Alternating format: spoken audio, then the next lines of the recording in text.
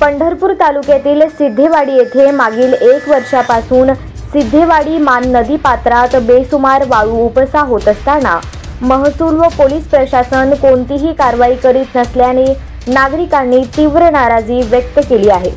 बऱ्याच वर्षांपासून या वर्षी मान नदीला पाणी आल्यामुळे नदी पात्रात वाळूचा साठा तयार झालेला आहे। मागील अनेक वर्षांपासून या परिसरातील मान नदी पात्रातील वाळूचा लिलाव झाला नाही। मात्र यावर्षी चांगला पाऊस झाल्याने नदी पात्रात वाळूचा थर निर्माण झालेला आहे। त्यामुळे अधूनमधून उपसा सुरूच होता। मात्र 1 वर्षापासून वाळू माफियांनी रात्रीच्या वेळी खुलेआम मोठ्या प्रमाणात वाळू उपसा सुरू आहे।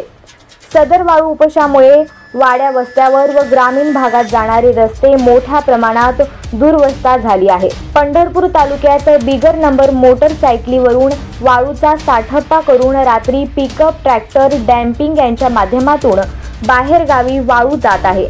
याच्याकडे मात्र महसूल व पोलीस प्रशासन कुठलीही दखल घेत नसून त्यांना बळ देण्याचं काम करत आहे, असं नागरिकांतून चर्चाही होताना दिसून येते। बेकायदेशीर वाळू उपसा होत असल्याबाबत गेल्या अनेक दिवसांपासून नागरिकांमध्ये चर्चा होत आहे।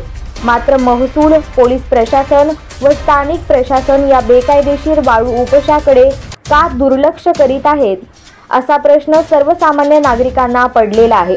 विशेष म्हणजे सिद्धेवाडी येथे होत असलेल्या वाळू उपशामध्ये विना नंबर प्लेट मोटारसायकलचा वापर केला जात आहे। या मोटारसायकल या चोरीच्या असण्याची दाट शक्यता असून याकडे पोलीस विभागाचे खास दुर्लक्ष आहे। यामध्ये वैयक्तिक हितसंबंध तर जोपासले नाहीत का, अशी शंका उपस्थित होत आहे। महसूल विभागाला व पोलीस प्रशासनाला पोलीस पाटलांनी वाळूच्या गाड्या धरून द्यावे लागतात, मग प्रशासन करते तरी काय? महसूल विभागातील काही कर्मचाऱ्यांकडून तडजोडी करून हितसंबंध जोपासून स्वतःचा फायदा करून घेतल्याने वाळू माफियांना मोकळीक निर्माण झाली आहे।